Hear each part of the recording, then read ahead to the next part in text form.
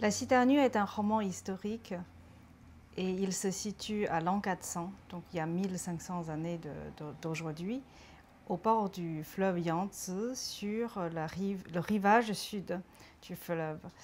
Et la Cithare nue reconstitue cette époque à la fois troublée, barbare et extrêmement raffinée de l'atmosphère d'une société disparue aujourd'hui. Mon héroïne appartient à un caste qui s'appelait autrefois les Hautes Portes, bien sûr aujourd'hui disparu en Chine. Les Hautes Portes étaient la plus noble aristocratie de l'histoire de Chine. Leur passion est pour les arts, donc la cithare, le jeu de go, la conversation philosophique, la calligraphie, l'art de l'encens, car ils adorent le parfum et ils se promènent dans un nuage de parfums. Et ils ne se mélangent pas avec les communs des mortels et ils méprisent l'empereur qu'ils trouvent du sang inférieur. Mon héroïne, née dans ce milieu extrêmement raffiné, va être témoin de toutes les mœurs les plus extraordinaires et extravagantes de ses parentés. Par exemple, les hommes se maquillent, ils mettent du fard blanc, soulignent le regard, ils portent des tuniques amples. Et un autre objet exceptionnel de l'époque, ce sont les chaussures d'hommes. Les hommes prenaient des sandales avec de très hauts talons et dans lesquels ils auraient gravé des empreintes de fleurs et rempli de poudre parfumée.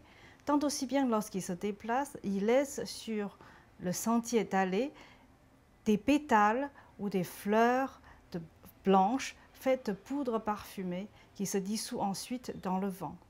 Ces hommes-là vivent entre eux et fréquentent des grandes courtisanes. Il y a aussi ces femmes exceptionnelles qui ne dévoilaient jamais leur visage en public et qui se dévoilent bien sûr pour l'aristocratie, et leur fréquentation amoureuse se limite strictement à faire un poème et chanter une chanson.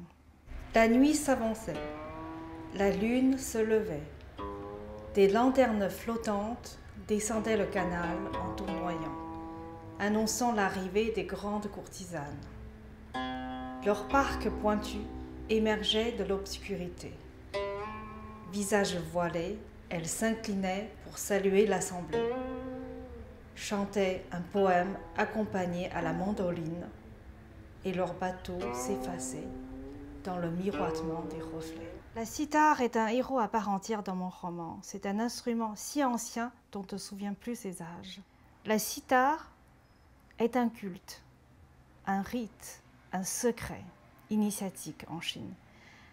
Elle se transmet de maître aux disciples seulement oralement et laisse au public des partitions composées de chiffres et des écritures chinoises dont personne, seulement les initiés, ne peut déchiffrer le secret de sa sonorité.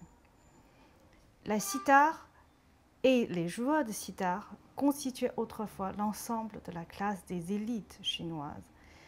Et le peuple ignorait même ce que la cithare pouvait ressembler et n'avait aucun accès à cet instrument précieux.